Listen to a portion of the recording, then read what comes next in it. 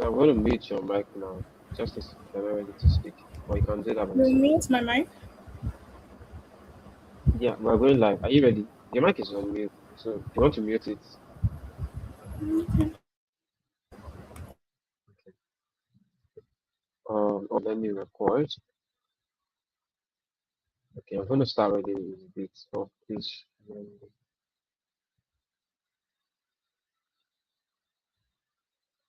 Okay, so we are officially live.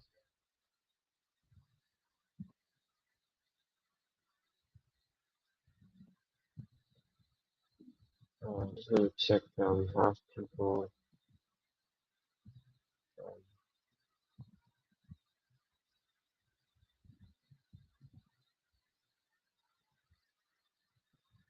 all right, so we have viewers at the moment.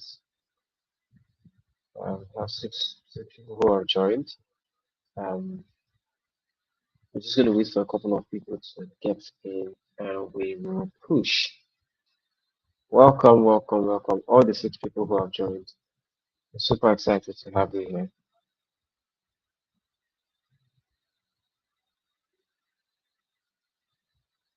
We're super excited. We have 7 people who have joined. All right, great. Um, Hi everyone, welcome. I'm going to officially welcome you because I mean we've been putting this together for a while. A lot of you have been showing interest for a while, so I'm going to do a proper welcome. But we're just going to allow for a few minutes breather so people can get in. It's a holiday, so some people are still having fun.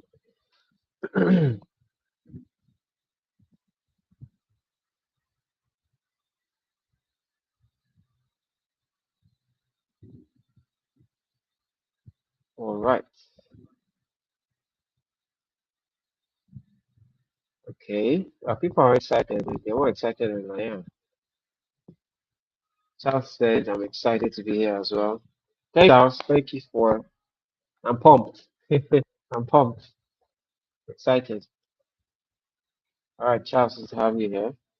Um, we're just going to give people about 2 minutes, right?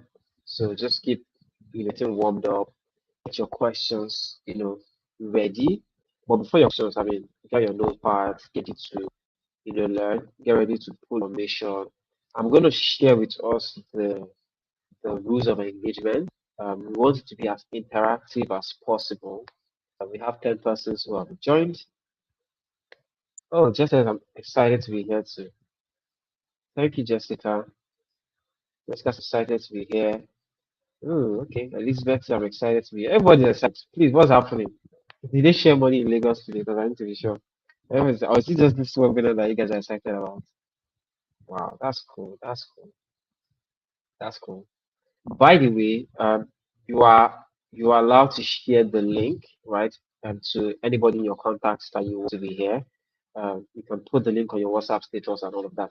Also, just let us know we're streaming this. I think I need to let us know because we're all here.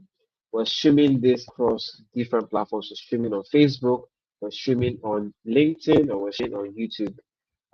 So you're on all of these different platforms. Um, Another thing to also mention that I will read again once we start is that we're going to be recording this session. So I have to let you know, right? We're living in a modern world, so I have to know. But yeah, I'm really excited to see all the comments. We've got 11 persons here. This is 7:05. Great. All right. So yeah, I was going to give you guys some break while I talk. Well, sorry guys, sorry. Been a bad host. Right, so we're gonna give these guys, 3 more minutes. In those 3 minutes, I'm going to play you guys something really, really nice. I'm sure you guys are gonna like the song I'm about to play.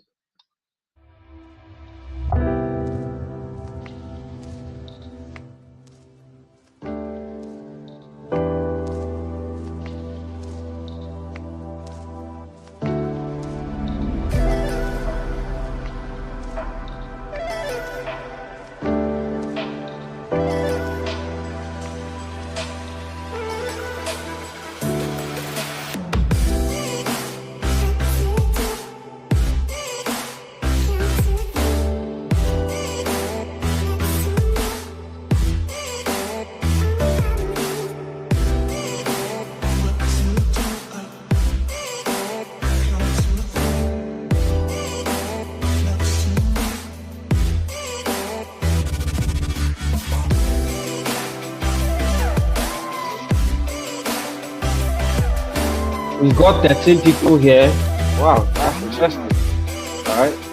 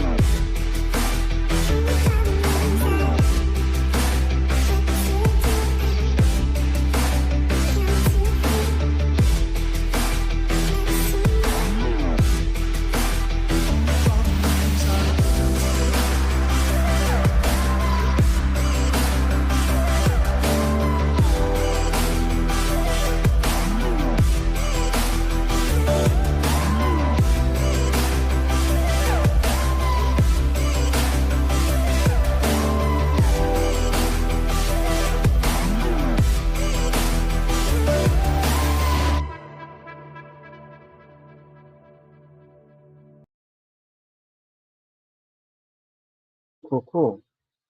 I told you guys you're going to enjoy that song. I'm sure you guys enjoyed it because nobody was commenting anything. You guys were just feeling yourself.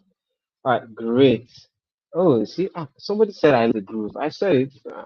Nice one, nice one, nice. Great. In case you guys think I came up with that comment, I did not. Now you see that it's on the screen. Someone said I love the groove.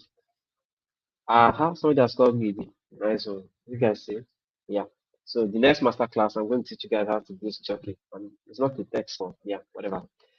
Anyways, guys, we're going to start. I appreciate your time. We're 8 minutes into 7 o'clock, right? We started right on time, but we've just been trying to wait for everybody to join. So now we're going to start. But just before I start, I wanted to just say something that's very big so that everybody's aware. This session is going to be recorded so that everybody that's here can have access to it later on. And those who may join it or may not be able to join at all, but have also, committed by registering and things for this, they can also watch the replay. I owe you guys that to tell you that. So, with that said, I'm going to start the meeting and recording in progress. All right, great. Okay, good. So we're going to start. We're not going to waste your time. This is going to be very, very practical, hands-on, direct, no fluff session. Um, I said at the beginning that we are going to have, in case you're wondering why I'm looking in a different direction, I have multiples in front of me. We're streaming, like I said, on Facebook, LinkedIn, and different platforms. But I'm right here with you guys. Okay, cool. So now, um, before I hand you over to our guest and our amazing guest, if you have been getting our emails, I'm the guy that has been disturbing you, first of all, right? All those emails you have been getting, hi, John here, hi, that's me. I apologize, but yeah, you gave me your email and I thought I needed to do that so that you do not miss this session. But before I hand you over to your guest, our guest for today, right, just want to give you a bit of a background why we're doing this and why it's very, very important. But before I proceed, I would just like to confirm that everybody can hear me. So if there's at any point that you cannot hear me, you're struggling to hear me, please feel free to put in the comments. This session was designed for you, right? This session was designed for you. So feel free to put in the comment, call my attention to it, right? And we'll fix that up. We're not here for ourselves. So if you cannot hear us, we're defeating the purpose of being here. That's number one. Number two, um, if you have any questions, right, we have a dedicated Q&A session at the end of all of this. But if you have any questions, also feel free to ask the questions, right? You don't have to wait. Ask them, put them in the comments. We're going to save them. We'll create times at intervals to ask your questions. There are no dumb questions, there are no silly questions. That is why we're here. We're learning. In fact, I'm learning from you guys, right? That's why when you're signing up, you saw that we asked you a couple of very simple questions because we wanted to learn about how to serve you better, how to make this tailored for you. So there are no silly questions. Ask as many questions as possible. This was designed for you. You need to pick out and squeeze out everything you can from myself and our guest here tonight. Somebody says, Shazam. Oh, Elizabeth says, I've Shazam this already. You guys are feeling my groove. Should I play it again? Well, I'll play it sometime at the end of the webinar. And Praise says, hi, everybody.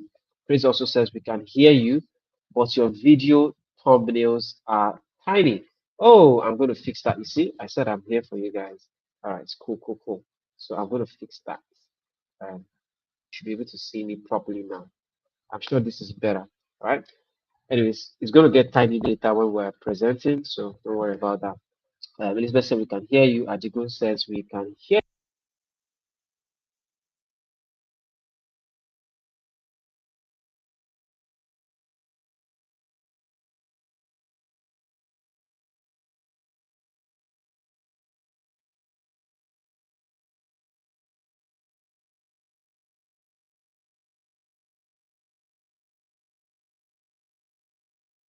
Can you guys hear me?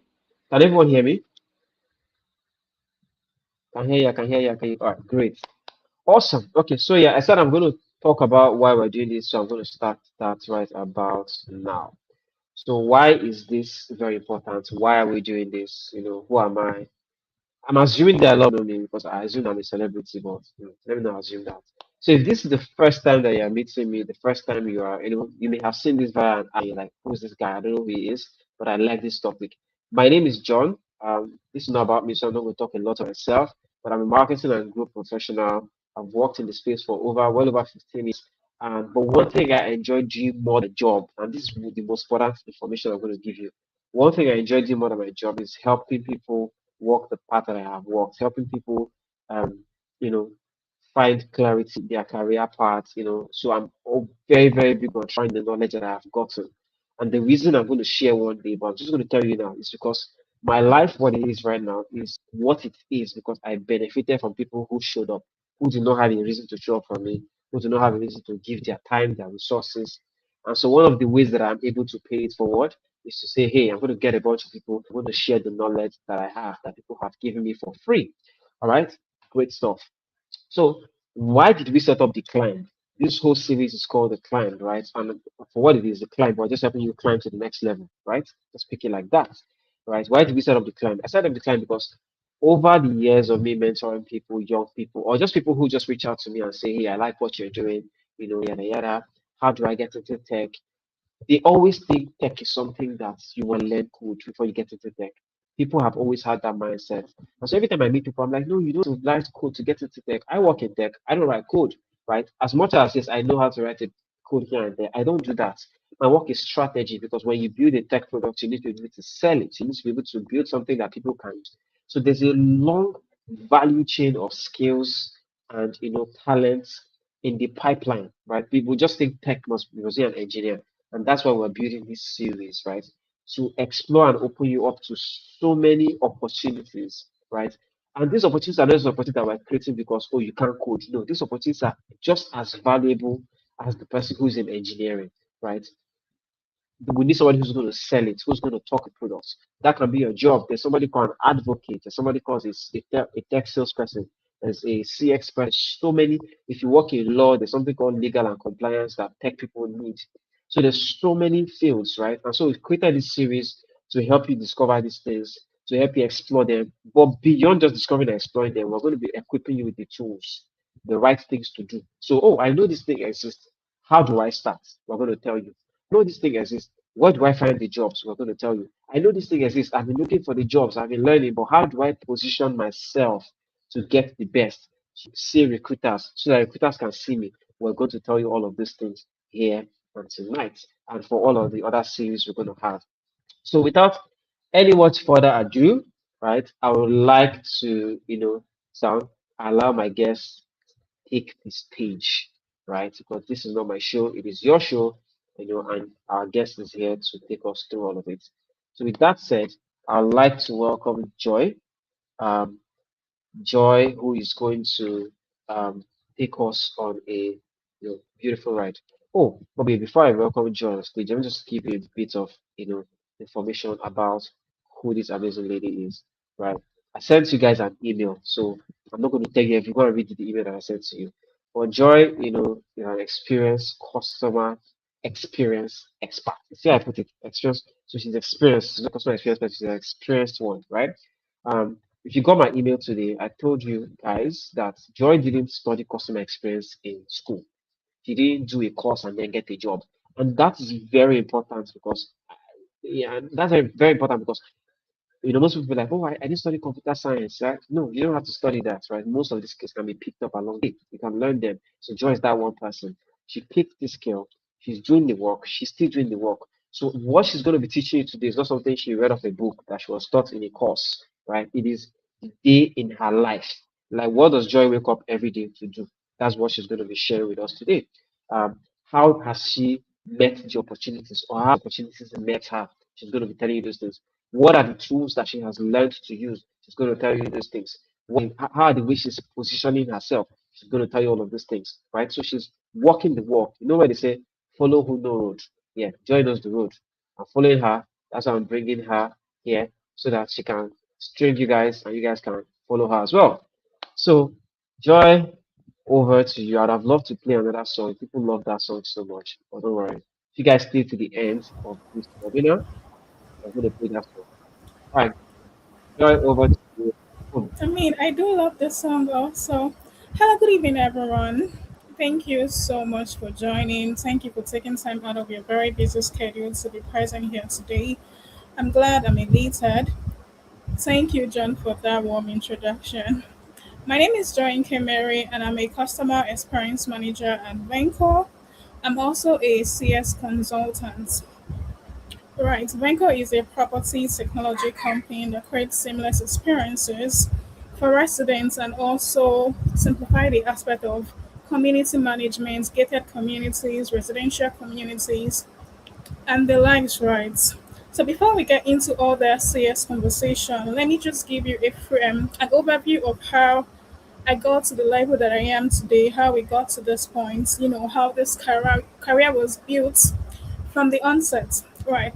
One of the key factors of building your career, mostly if you're starting up from an entry level or you're trying to gain, sorry, or you're trying to get into the corporate ladder. Yeah, you're trying to get into corporate. Right.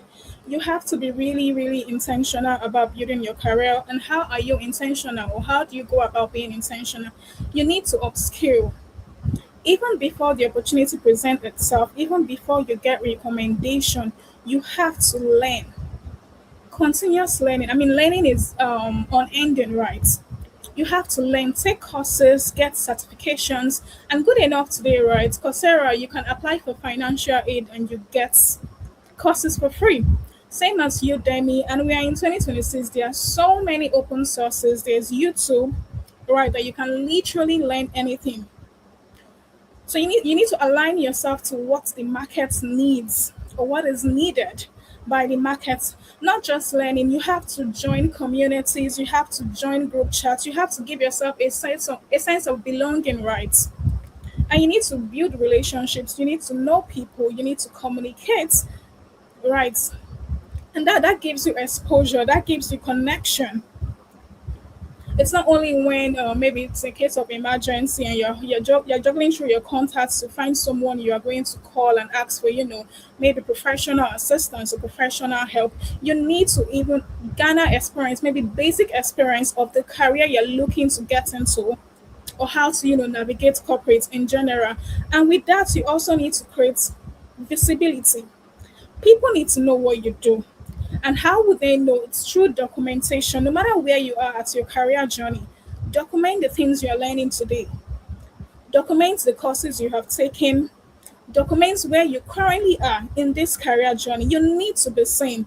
And that's the only way opportunities go to people who are seen, people who are already known, people who are there in the open. Right. Now, let me tell you something I want you to sit with for a moment, right? You are not here because CS is a fallback. You're not here because you couldn't get into product or you couldn't get into engineering, right? You are here because whether you know it yet or not, you've chosen one of the most very strategic, the most transferable, and the most underestimated careers in the tech ecosystem. And today we are here to have that conversation. We are here to gain insights. We're here to gain clarity on what CS is all about, right? Through my own story, with real number, with stats, with facts, right? And before I proceed, I also want to state this because there's been a couple of misconceptions out there that AI is coming to take our job or AI is coming to take CS role. And I'll tell you for free, and there are actual stats to back it up that that is not happening anytime soon. But what I need you to understand is that AI is not the enemy. AI is your ally. It is your upgrade, right? And you have to utilize it. You need to utilize it. Right. So let's get into my career timeline, my career journey, how I actually started. My foundation was in Pharmaron. Pharmaron is a medical technology company or a health tech company rather that creates access to medications, right? And my very first CS role was a partner success analyst. And a good thing you need to know about CS is there's a whole lot of title embedded in CS. Sometimes you hear customer success, sometimes you hear customer analyst, sometimes you hear partner analyst, sometimes you hear relationship specialist. All of that functions are still under the umbrella of CS. Right. So my very first role was at Pharmaron, a healthcare company. And let me be very honest, this path was just basic. It was knowing the basic. It was about, just processing medications on our ticketing system and handling issues that come from this process or that comes from that request, maybe through the clients having issues with delayed deliveries and whatnot, right? So then the channel was through email, right?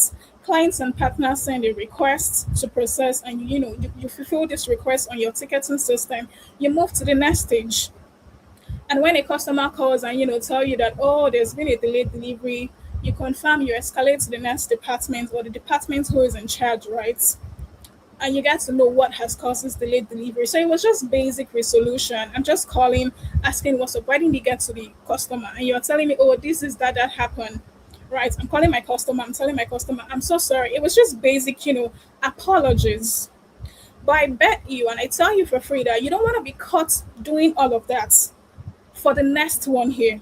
That's not how you grow. And that's not projection. Right. But here's where the shift actually happened. A few customers kept coming back, complaining about the same issue over and over again. I mean, at the first time, you may want to apologize. Yeah, you're going to hear that I'm apologizing. But at the end of the day, you have to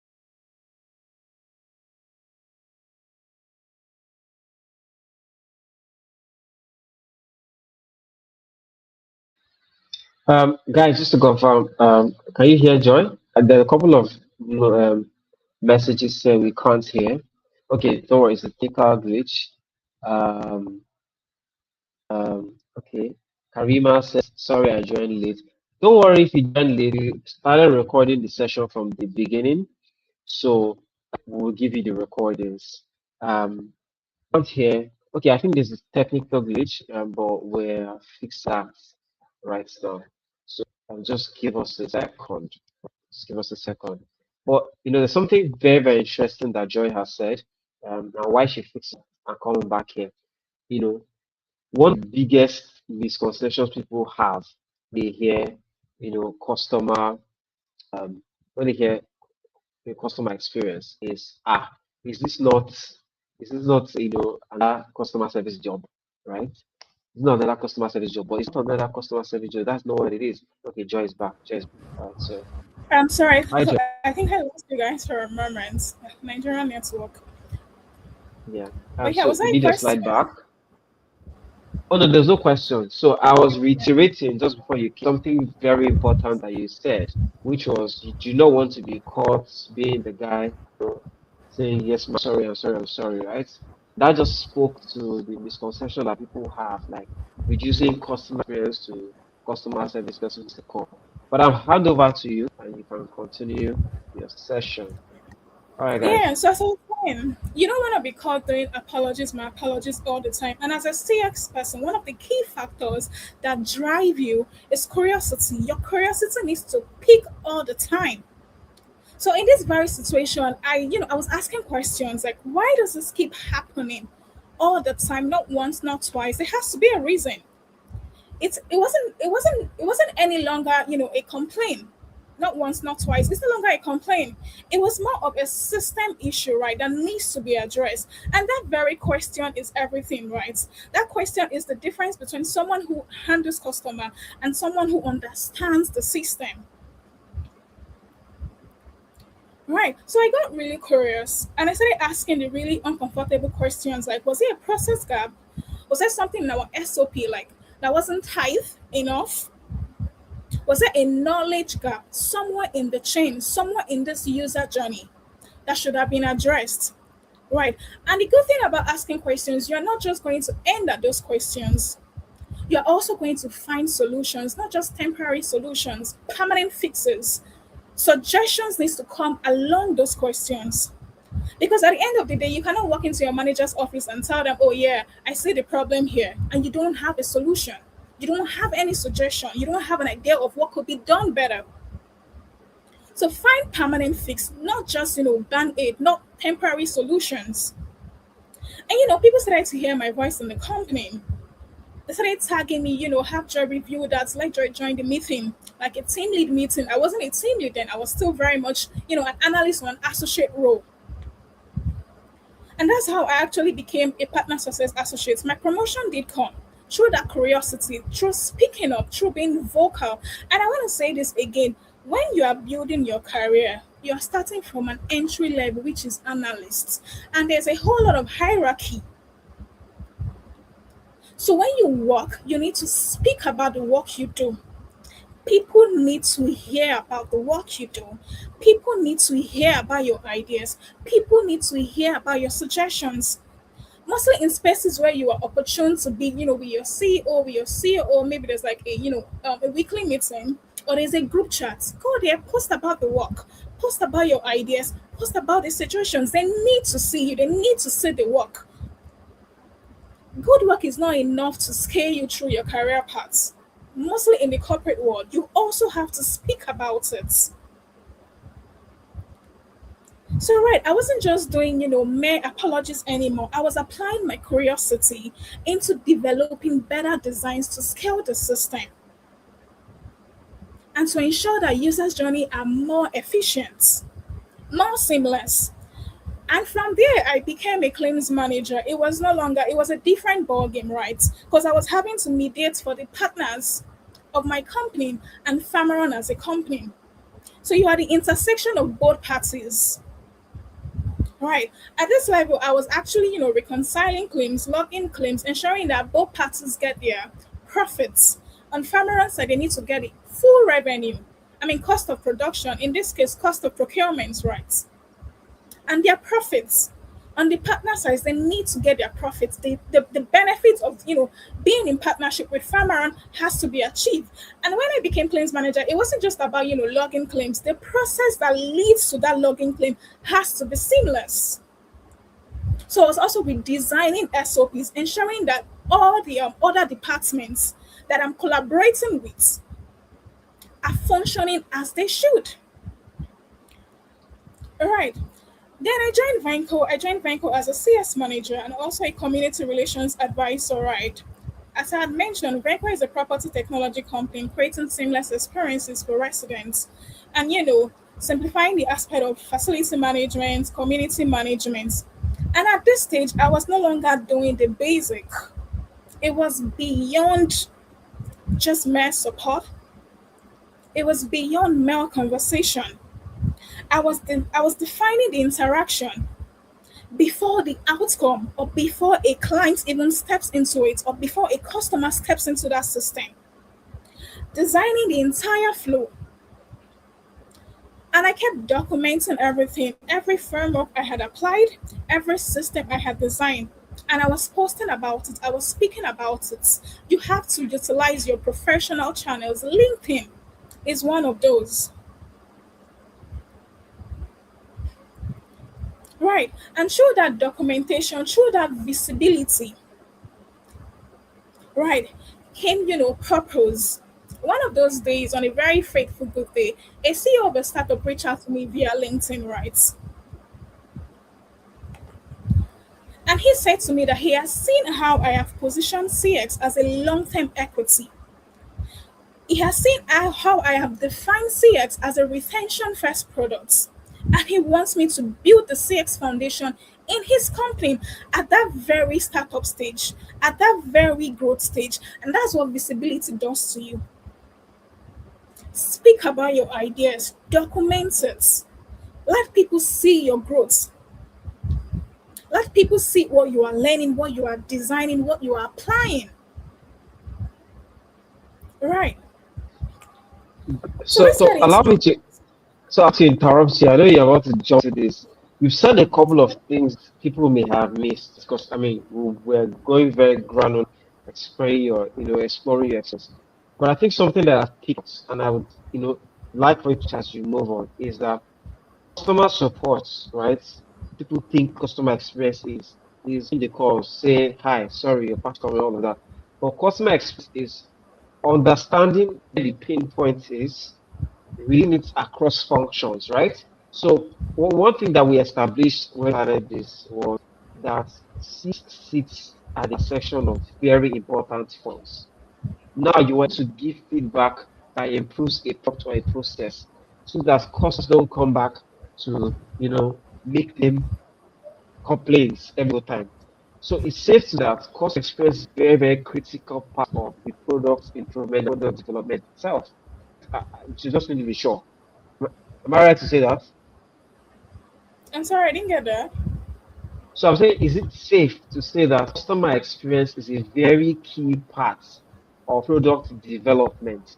Because you mentioned earlier that being able to see problems, right? Attend to problems and then take those problems to the engineering product team because customers cannot currently be having these issues and reporting them. So is it safe to say that customer experience is at the intersection of product area marketing because you interface with the customers directly, you have feedback. So for context, I take an app that orders food, right? Who do I call when my food doesn't come on time? I call the customer experience guy, right? Who do I call when I put my details, or the team did not my card or charge me two times? Customer experience guy. So customer experience guy you're saying right, is the person who gets all the feedback, positive, negative, right? And so their job is not just to can say thank you or I'm sorry. Their job, where does this become a very critical job? Is when you're able to take work and give it to the product, give it to the engineering team, give it to whoever is responsible for improving that product. Am I right? Yeah, you are. Okay, I just establish that because that's something you have said, right? That you did at the working farmer. I need guests to be able to separate their mind that customer experience is not customer service, it's customer support, right? And this role is very versatile. Then another thing that you also, mentioned is positioning, and I'm going to speak about it later because you mentioned it very, very important. I mean, I want to learn too. How did a founder reach out to you, right? I mean, you're not the one texting the founder and saying, "Hey, give me a job." The founder reached out to you. So I hope that talk to us about that process, some kind of framework as you. But yeah, leave the floor back to you so you can push up the slides. All right, so let's get into CS, right? In a layman time, what is CS? CS, customer experience. I mean, I'll be using CX as an acronym of customer experience, right? So CS is simply how a customer feels about your brand. And this feel, this perception is based off every interaction they have with it before, during, and after using the products or services. Right. So let me address one of the biggest misconception in the room. CX is not customer service. As John, we had rightly had that conversation just a few minutes ago. Customer experience is not the same thing as customer service or customer support. Customer service is a channel. It is where people go when they have an issue with your product or an issue with your services to lay complaint, right? It's like the front line, it's the interface. But customer experience is everything that leads up to that very moment and everything that follows it. Right. Customer service or customer support is a channel, and this channel could be your support channel, that's your ticketing system, the email, the DMs, the social media channel. Right. But CX is a chain of decisions and processes that quietly shapes every interaction long before a human even steps into it. So let me give you a scenario. Let's assume we have an e-commerce brand, an e-commerce company, and the customer orders is delayed. From the customer's POV, I didn't get my order and no one communicated right. That's just one bad experience. But you need to know that underneath that very experience, that very moment is an entire system that has failed. And as a CS person, your mind will literally explode with so many questions. Your curiosity is going to peak. You will be bothered. And you have to be bothered as a CS person, right? So you're thinking, you are playing out so many scenarios, you're asking yourself questions, valid questions, that at what point did this happen? At what point in this customer's journey did they face this type of friction? What caused that friction? That's root causes. You need to understand the root causes even before you prefer a solution. Right. So you're thinking so many things. And I would also want to state that customer experience, na collabo, it's collaborative. You're collaborating with every other department. It's not a one person's job, but you own it as a CS manager. You own it as a CS specialist, but you have to rightly collaborate with every single department because they are all tied together to you. Right. So when such things happen, you're asking yourself, was it a product gap? Are we over promising and under delivering? Was there something in the user interface that wasn't rightly communicated? Did we communicate that delivery could be achieved in 3 hours, where in the real sense, it doesn't align with our current reality? You're asking yourself if it's a marketing issue, right? When we are doing our jingles, we are creating content, did we over promise these guys? Did we overpromise the end user? Is that the problem? You're also asking, is there an operational gap? Is there an operational gap here? Was our inventory not accurate? Do we still have unavailable stock displayed in our inventory? That's a major issue, and that's a concern. Right. You're also asking yourself if it's an engineering issue, if it's a communication gap. Was there something that should have triggered deliveries that has failed SLA? So you can be really proactive in calling those customers, in calling your clients. And I'll always say this, right? Go to them before they come to you. Because when you go to them, there's a whole lot you can manage. You can better manage that client, you can better manage that customer, and still retain the value of your company, and still retain their loyalty. But when they come to you, there's a whole lot of scenario that may have played out. I don't know if I'm communicating. I'll give you another scenario. I have a man, and my man decides to order me flowers. And he communicates same to me, right? And I call my best friend, Edith, my man has ordered flowers for me. Oh. We are going to do photo shoots, or we'll just find one restaurant, go chill, and take pictures. And at the end of the day, that flower vendor did not deliver. Now, do you see how you've ruined my day? Or you've ruined that customer's day? So when it comes to CS, you always have to imagine yourself in your customer's shoes, in the shoes of your clients. It is very, very personal. It is really, really personal. Right. So every one of these questions points to a department or departmental failures. And this is why CX is really collaborative. You're working with products, you're working with engineering, you're working with marketing, you're working with operations, you're working with logistics, you're working with the management, your CEO and COO. Because if we're not building great experiences for the clients, if we're not building unique experiences for the clients, if we're not building unique experiences for the partners, there's no how that company will scale. Right. One of the biggest lies most companies tell us is, everyone owns a part of the process, but nobody owns the full experience. Product keeps building, operations keeps executing, support keeps apologizing, and the customer is just left trying to connect the gap. And that very gap is where you sit. That's your seat at the table. That's where you bring value. Because at the end of the day, real CS is upstream. It's in the decisions that prevents the complaints from ever happening in the first place, right? Customer service is reactive, but actual customer experience is proactive. And it's a well designed CS system that reduces the workload of the customer service guys. Because at the end of the day, your customers do not experience the departments. What they experience is the outcome, and you are the intersection of defining the outcome, either a negative outcome or a positive outcome. So the next time someone tells you that CS is just a call center job, I believe you know what to tell them, right? And I believe you know how to clear them. So let's look at what CX is. CX is a strategy function driving revenue. It's the voice of the customer. As a CX personnel, you need to understand the data. I need to understand that CX is very, very functional. And it's a career that you build intentionally. Right. So let's talk about CX as a revenue engine.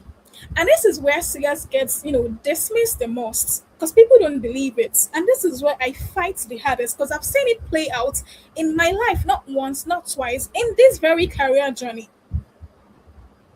Because you need to understand that revenue does not only come from sales and just acquisition rights. It comes from confidence. It comes from relationship you have built over time. It comes from how people perceive your brand. It comes from brand advocacy. Because every time I use Chowdeck and I don't get to experience so much friction in that process, the next time my friend asks me, oh Joy, where can I order food? I'm telling you, Chowdeck is the next thing after sliced bread.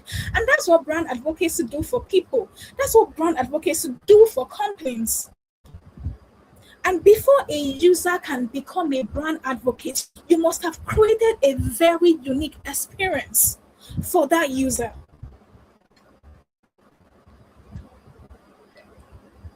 So I'll give you a story, right? At Farmaron, I was on a B2B. I was a partner success associate before I even became a claims manager, servicing HMO partners.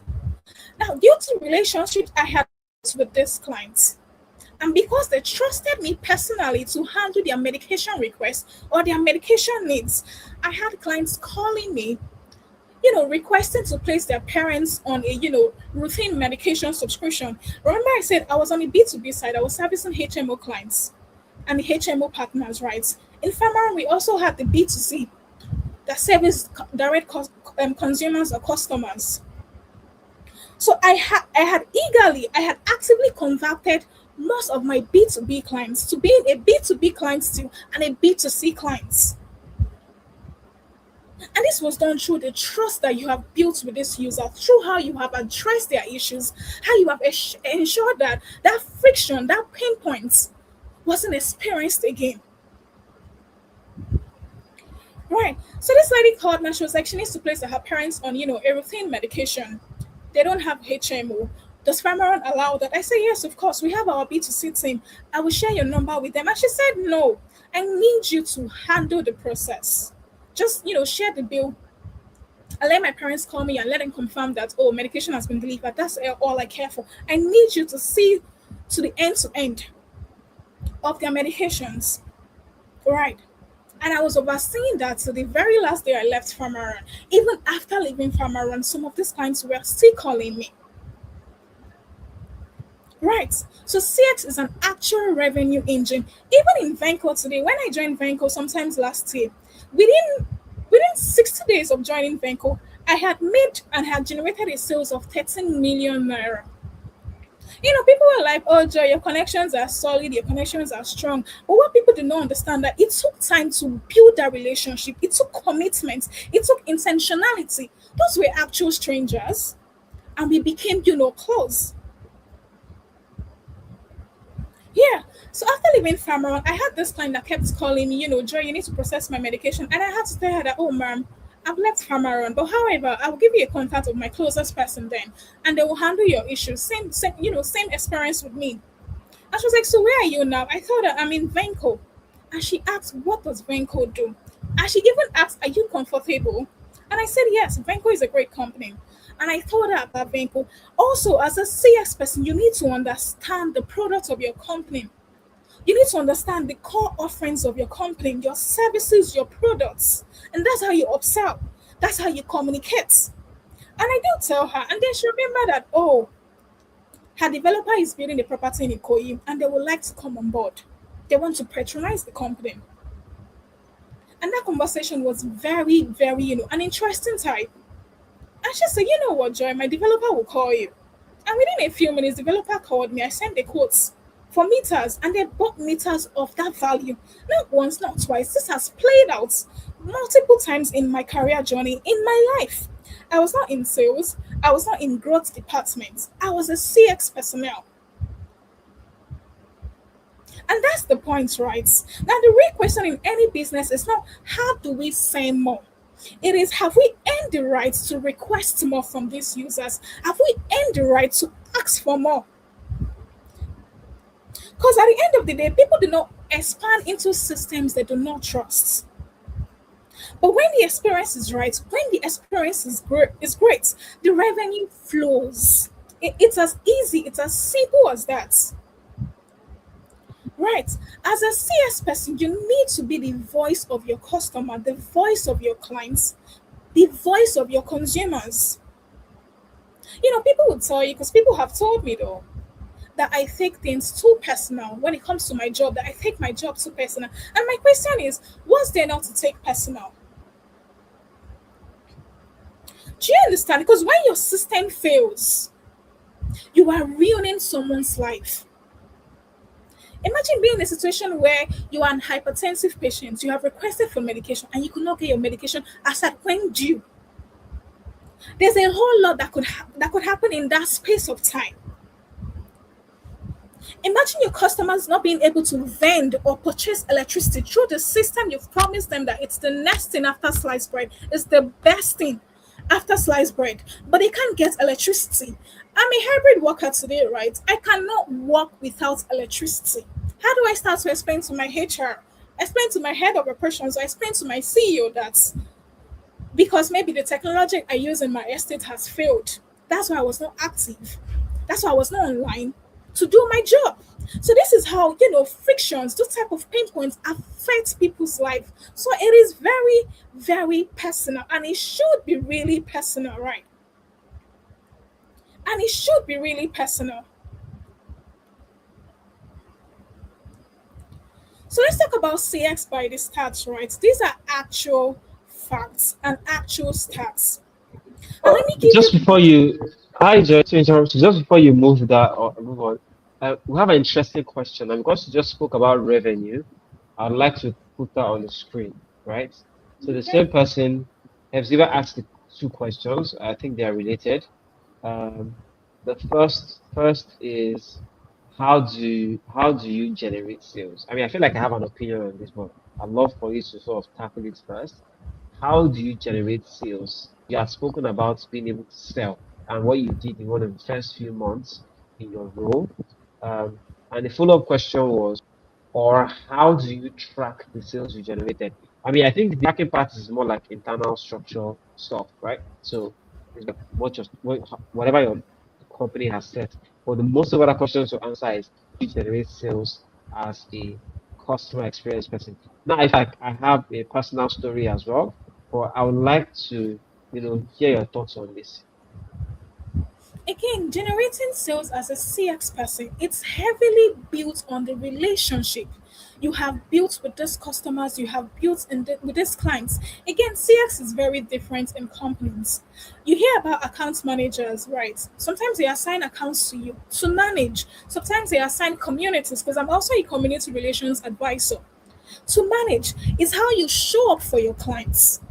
That gives you the room to actually communicate on your core offerings in that company. It's the experience you have created for those clients, it's what they have lived through that determines the value that that relationship brings forth between you as the manager and between that person as the client. I don't know if that answers the question. And in the aspect of tracking the sales you generate, again, this is more likely applicable to the company you find yourself in, but something you Yeah. can do personally because, again, a couple of times companies don't move at the speed you as an individual wants to move, right? You can use it. You can use what's it called? Excel sheets. You can document it. And when the time is right, you share that sheet with maybe your head of operations, maybe your manager, or maybe your, the CEO, the COO. So you can personally document. You don't have to wait for them to, find a system that works or find a structure to implement that. You can do that for yourself personally, and that's something that goes into your CV. That's something that goes into your LinkedIn documentation. Right. So I don't know if I Okay. answered that question. John, you can share your story with Yes. us too. Oh, okay, yes. So, the person who asked this question is Hepzibah, right? I hope I pronounced your name right. By the way, just to say, Hepzibah was really excited about this session, right? She had signed up a couple of days ago, and she was like, "Oh, I didn't get my sign up link," and she like tracked me, sent DM. I was like, "Oh my God!" So imagine I didn't see that DM because that DM was hanging in like a secret part in my inbox that Instagram didn't, whatever. Yeah, and I'm excited that she's here. She has a very brilliant question. Now, this question you asked, I'm going to give you two stories, right? But I'm going to give you one scenario. Something that Joy has said rightly from the start of this, and if you're paying attention, is that customer experience, right? If you work in customer experience, there's nobody in the company that has the kind of relationship you have with your customers like you. You have the closest relationship with your customers, with your consumers, or your products, because you are the one they speak to, they cry, you are the shoulder they cry on. Yes, right? That's literally what it is. But the advantage of having that kind of proximity to your customers is that you know what others do not know. Does it make sense?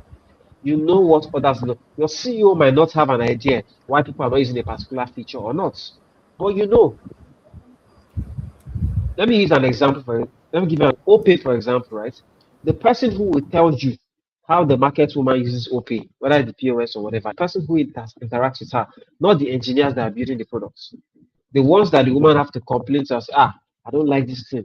The font is too small. Somebody sent me, I don't see it on time. My internet is bad.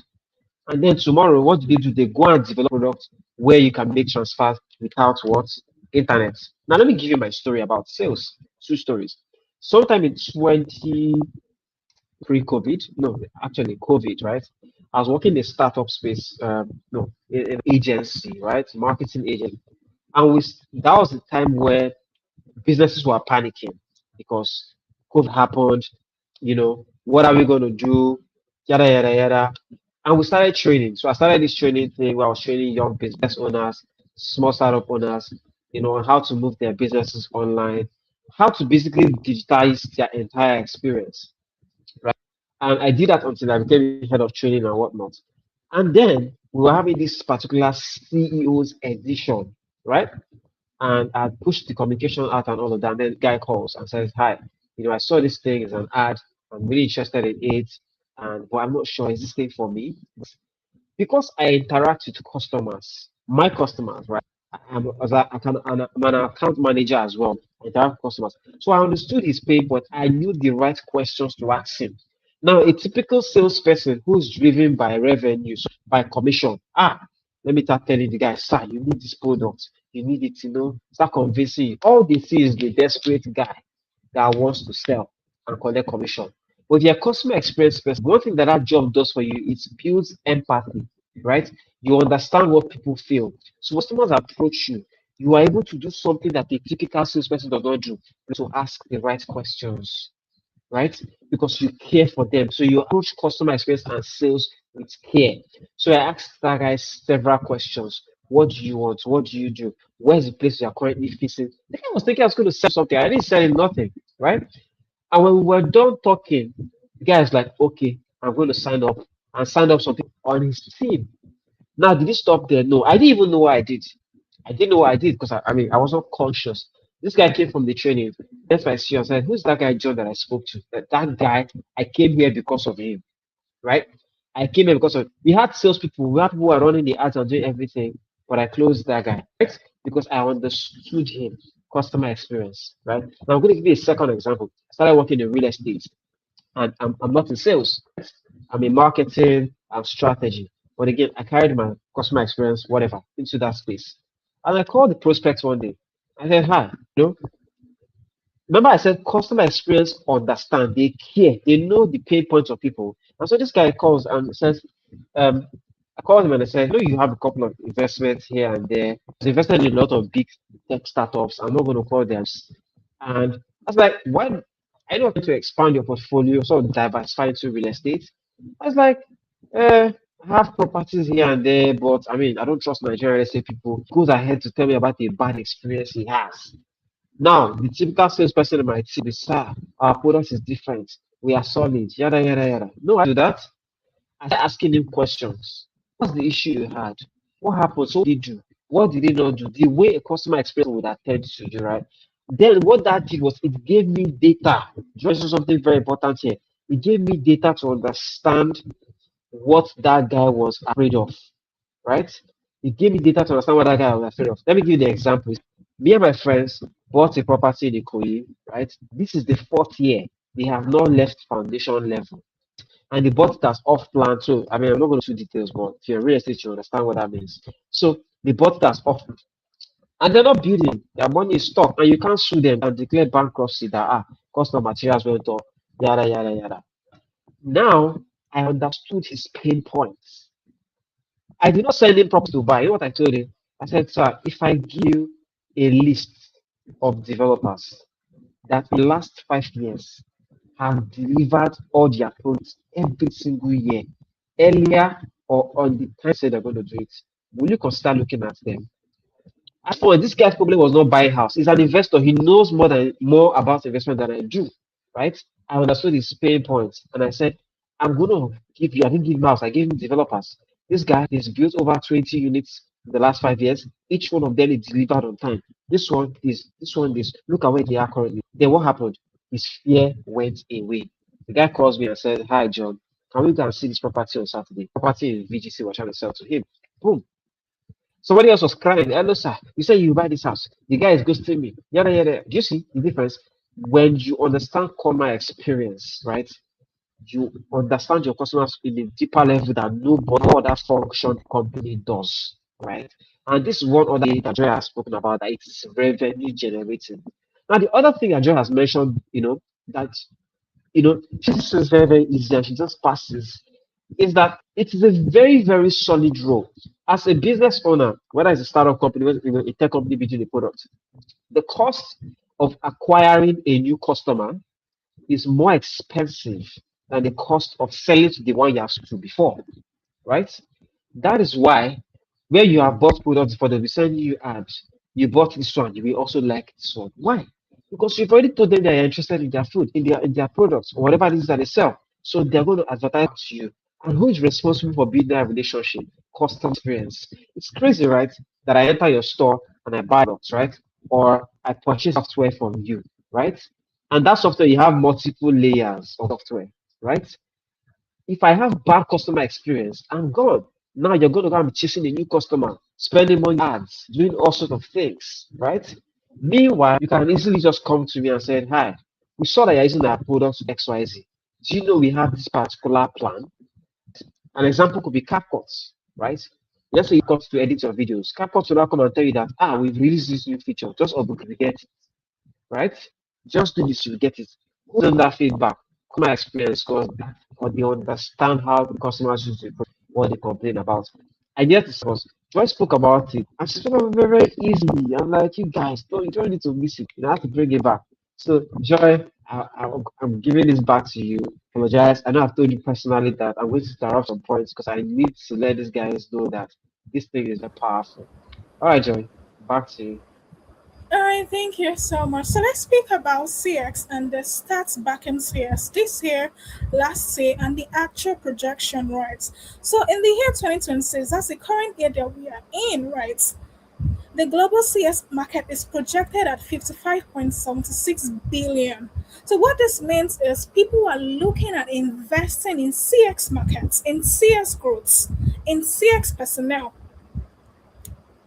about 55.7 billion. And what this tells is that people are beginning to see CX for what truly CX is, for the impact and value tied to CX. CX is no longer on the surface, it's no longer temporary. It's what defines a company, it's the foundation of a company. All right. And about last year, the projection was 55 billion. and this year is $55.7 billion. And in the year 2031, it is projected at 95.26 billion. That's about 11.3% compound annual growth rates. That's not a side industry. You can't refer to CS as that. That's a sector you want to be part of. That's a growth that is not just random. It's a department you want to actively build your career and advance, because you need to understand that CX is evolving as technology is advancing. You have to follow the wave. Right. The second metrics in 2025 alone, about 1.35 million CX jobs were posted. And the sad truth is, there were not enough talents. There were not enough talents to actually get those jobs. Right. These are global statistics, right? Companies are still struggling to fill the role because the need has evolved. It's no longer, I'm so sorry, it's no longer about being an empathetic person. Why that is key, CX is beyond that. It's no longer being damage controllers. It's no longer just resolving issues as they come. It's not about answering tickets. It is deeply about pattern recognition. It's about system design, designing the whole workflow, designing the framework that provides efficient outcome for your end users, for your actual customers. Right? Because plenty of people can actually be empathetic, but far fewer people can step back, connect the dots, and redesign the experience. And that's the gap we're talking about. And that very gap is your opportunity. It is my opportunity to fill. Right. The third statistics, 50% leaders are hiring more in 2026, and they are still struggling. About 50% leaders, be it the CEO, be it the COO, be it the managers, they are planning to grow their teams in 2026, this very year we are in right now. And they are still struggling to find the right people for the job. And you know the thing about scarcity, right? Scarcity creates value. And with that value creates negotiating power. You're no longer, negotiating for the basic, negotiating for the bare minimum. You're negotiating your value in terms of compensation. So if you're one of the people that truly understand what CX is and how CX is deeply embedded in a system, you are not just hireable, but you are very, very negotiable.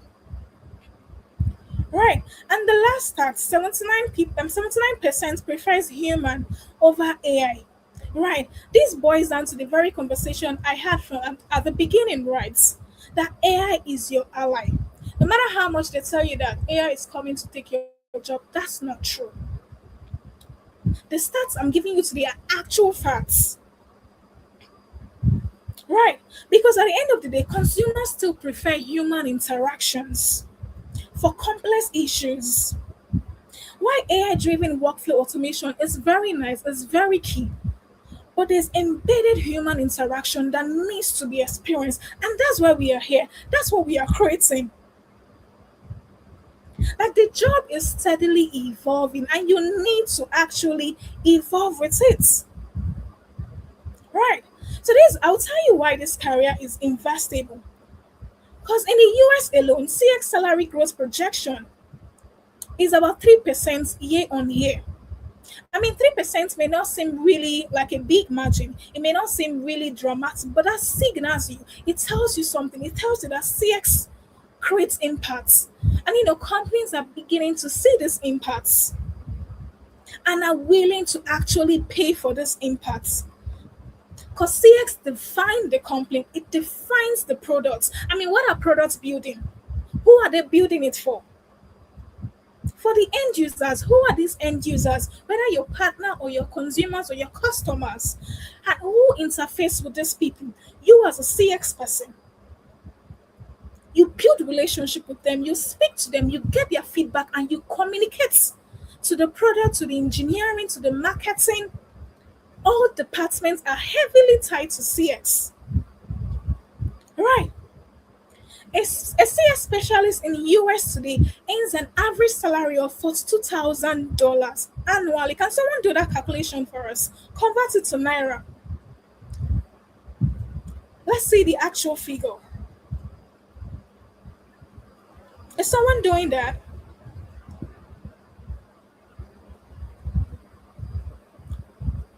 Oh, I'm gonna try to do that now. What exchanges should I use? Give me the figure again. $42,000. 42K. That's the average a USCX specialist earns in a year. Oh, that's interesting. Wow. That's how much? That's about 58 million. And these are actual facts. It's not a myth, they are real. A customer success manager earns an average of $74,500 annually. When you do these conversions to Naira, you understand the figures more clearly. They become really evident. Even in Hmm. Nigeria today, the average CS salary is about 6 to 7 million Naira annually. That's about 600K in a month. I know someone in Nigeria that earns up to 1.8 million Naira monthly as a CX manager. Annually, that's about 20 plus million. And this is real. It's not a myth. People are earning really good in CX and CX as a career. Right. And here's the thing, the quality and the experience drive more loyalty compared to the price.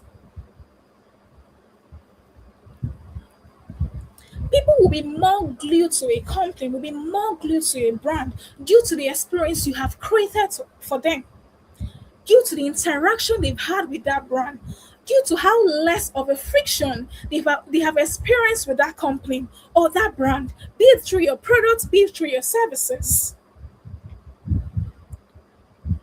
So they are staying because of how you made them feel. That's brand perception. And that's the business case for CS. And it is very, very undefeatable. I don't know if I'm communicating. Right. Now, the CX as a career spectrum, CX is not just one job, right? It's an entire ecosystem of roles. You hear different names, the same application, just, in different organizations. But CS cut across every single organizations you can think of. You hear CS analysts, basic foundation. You're tracking data, you're understanding trends. You hear customer success manager, you begin to drive retention and growth. You hear CX operations manager, you are building processes, you are building tools, you are applying tools in your everyday life. Right. You hear CX manager, you hear CX director, you are drafting strategy, you are implementing strategy.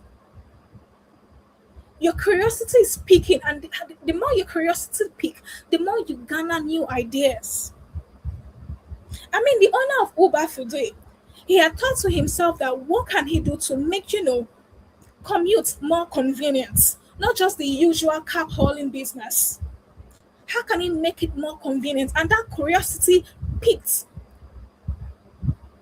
He started to question, and he got a solution, and that's what he's using to make, earning from it.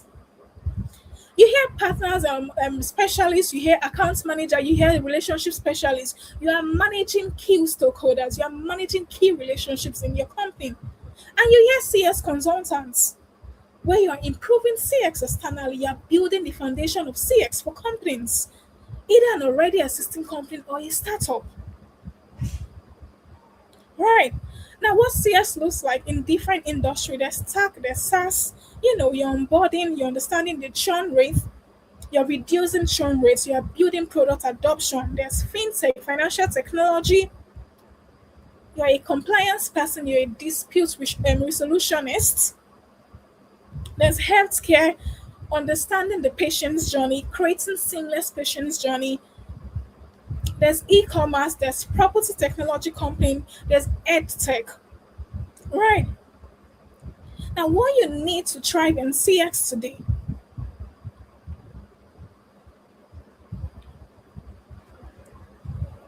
what you need to thrive in CX today, you need empathy. Now, empathy is no longer a soft skill, right? It's a strategic tool. Because when customers are vulnerable, it's the way you respond to them that determines that moment, that defines that moment in their very journey.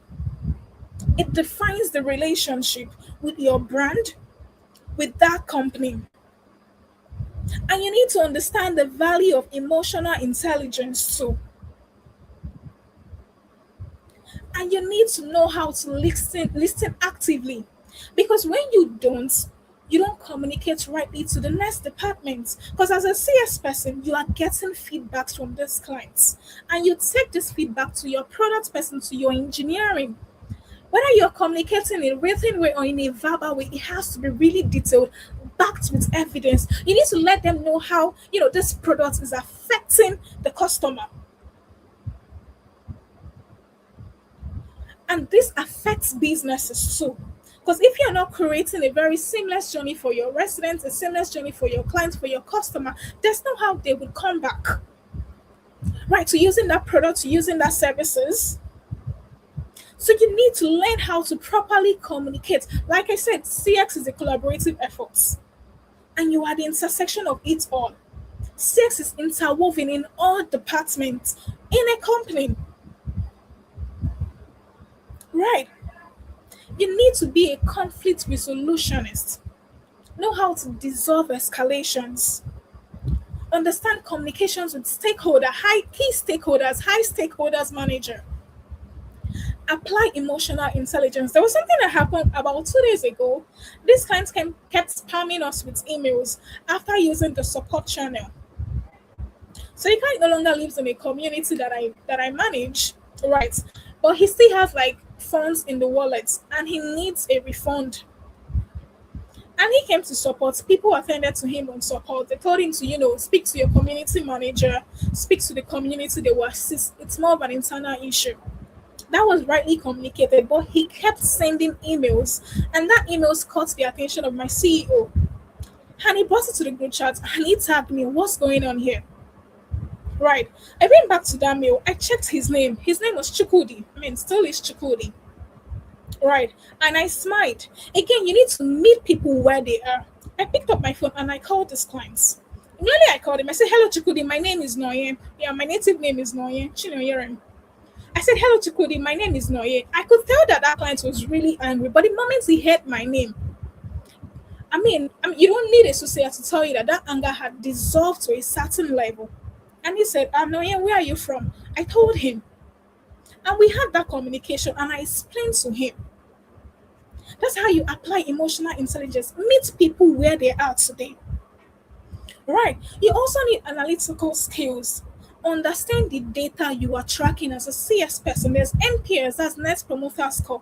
There's CSAT, that's customer satisfaction.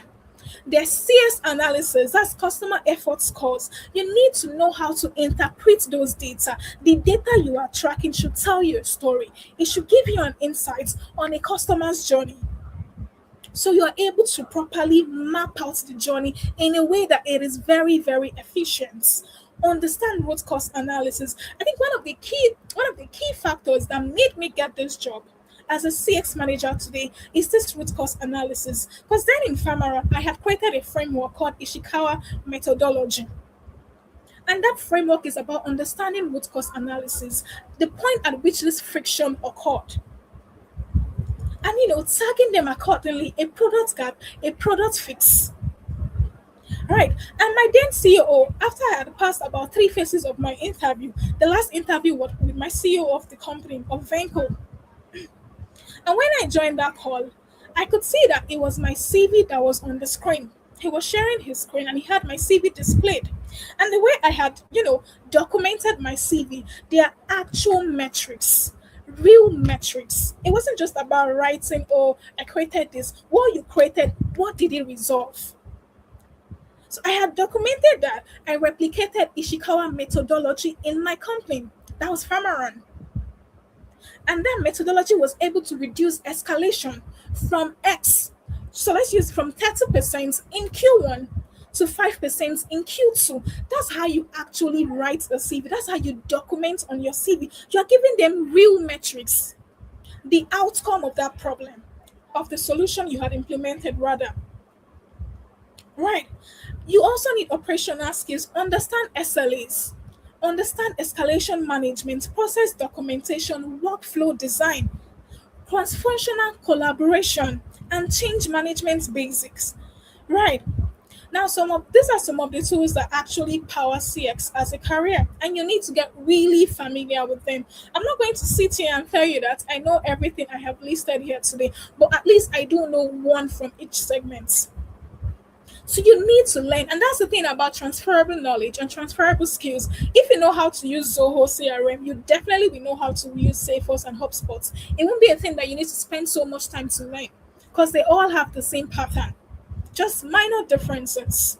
So you need to get familiar with these tools. There's Zendesk as a ticketing system. There's Freshdesk. There's Frappe. There's Intercom. There's Growth. Learn how to use feedback surveys. There's SurveyMonkey. There's Typeform. Know how to use them. Learn how to use analytics, Google Analytics. Learn how to use AI tools. There's ChatGPT. There's Claudia. I mean, I call it Claudia, but it's Cloud. Right. And today I find myself in a company where my CEO is all about AI. Tells you about AI all the time. So when you work in a space like that, you need to move alongside that type of pace. Yesterday, I was just going to cloud and I did build a portfolio using cloud yesterday. So utilize these tools. AI that they tell you that is coming to take their job. Let AI work for you. Let it make your work more efficient. Right. I mean, this part I had said AI is not your enemy. I've earlier explained it, right? It is your upgrade. Utilize it in the best way possible, in the most efficient ways. Let it build your frameworks. Let it interpret your data. Use it in your everyday work, and it makes it more seamless. And you also become indispensable, because the world technology is advancing at a very fast pace, and you need to move along with it. You don't want to be left behind. All right. And these are some of the tasks AI handles today, but still, humans drive the outcome. They design the outcome through their relationship driven conversations, through escalation or de escalation management, through edge cases that needs human pattern and needs human response, through emotional situations, building strategy on the data, designing the workflows themselves. That's not something AI can replicate. I'm sorry. So you need to understand at what point do you need AI and at what point do you need to come in. So it has to work hand in hand.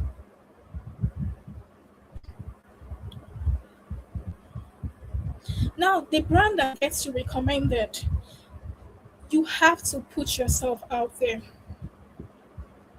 These are technical skills that gets you considered. You cannot be hidden and you're expected to get recommendation or get opportunities.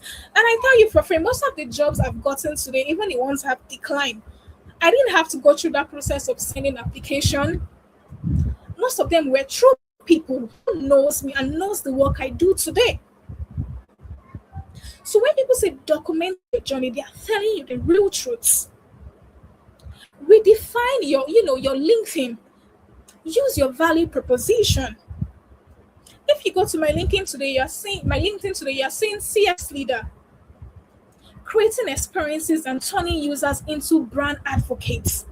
Let your value proposition piques curiosity from external people. I mean, I've had more people come to my DM and asking questions. What do you mean by this? How does this play out in CX? How can this be implemented in my company? You understand? Document publicly. Utilize these media channels. There's LinkedIn, there's Medium, there's Instagram and all that. Speak about your career progress. Speak about your career growth. Speak about where you are currently. Speak about even the projections, what you are looking forward to. Post what you learn. I tell you for free today that once I leave this webinar session, tomorrow I'm going to post about it. Oh, I was opportune to be the guest speaker on the climb, and we spoke about XYZ. You also can document it. You can speak about it. You can let people know that you are actively learning because learning is continuous. Right. Quantify everything. It's not just going to be, oh, I manage complaints. How did you do it? Let it make sense. Let it bring questions to you. Let it attract people. And let it pique their curiosity. Oh, I reduced resolution time by 35% by redesigning the escalation flow. That's how to quantify measurements. That's how to quantify your CV. Not just words all the time. Let people see the value. How you're reducing churn rates in your company today. How you're improving retention.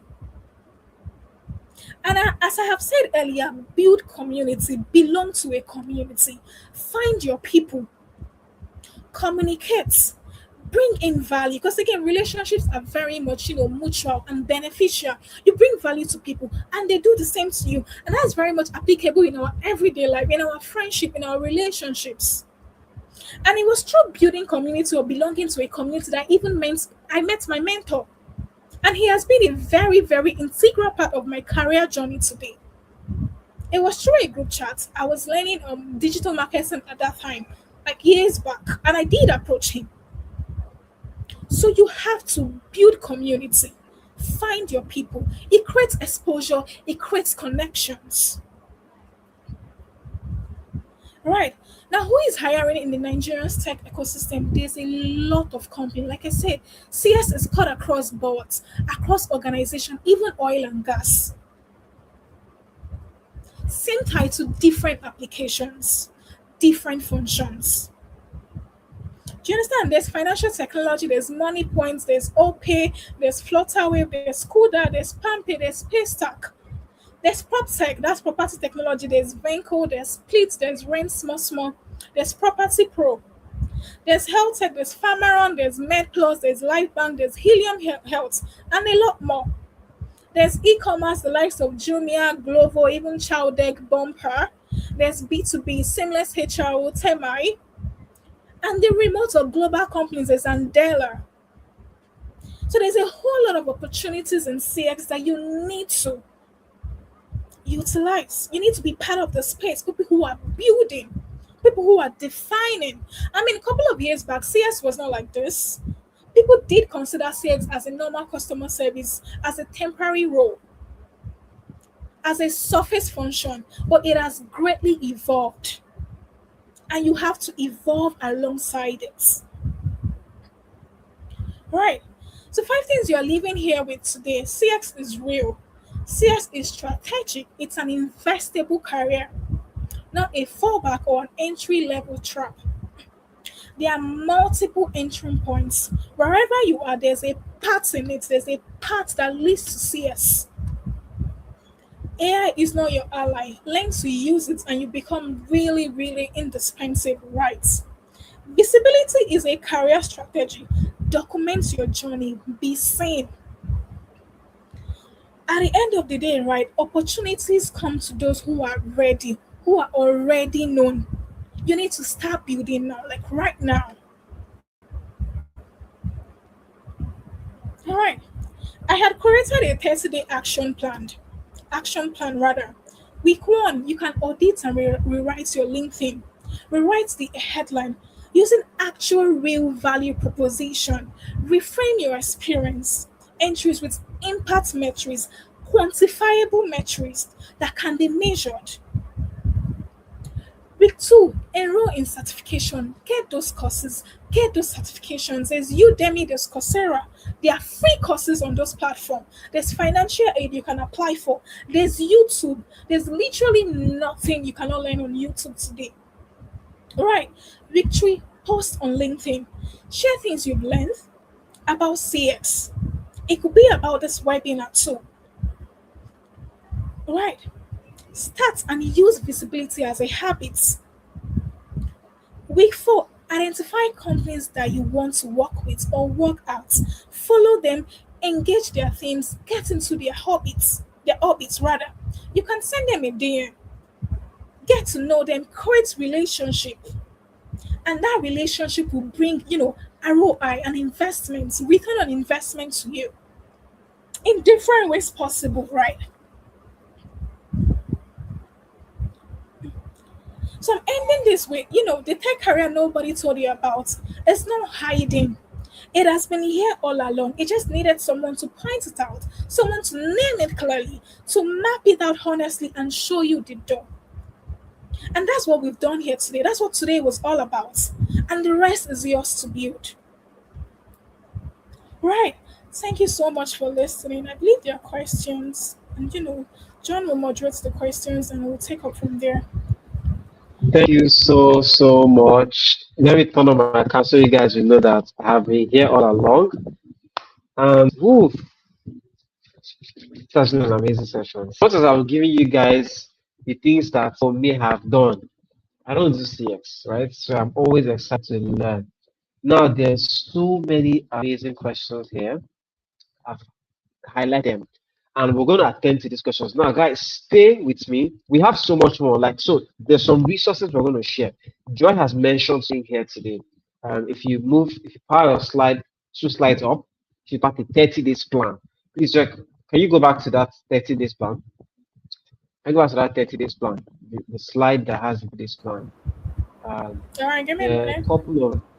a couple of resource slides. Um, um, I think that's your slide 15 and 16, right? Two very important things. Now, what we're going to do for you is we want to hold your hands. When we set the client, we didn't want it to be a session where what we just did here, is we're showing you what's possible. We're opening your eyes to it, right? But there's so much more that happens, and the dirty work, the granular work happens backstage. We can't teach everything here. So we set up a community, right? So WhatsApp community is absolutely free. Because for me, let me tell you something, right? Growth is not just what happens in one day, it's something that happens continuously, right? But everything that I'm doing here is free, okay? So it's free, but again, like I said, we want to pay this forward. We're trying to, you know, give all of this that we have gotten, right, ourselves from people's investment of their time and resources in us, which is why we're doing this, right? So set up a WhatsApp community. I'm going to drop the link here, right? Because you don't want to just do this and then go home.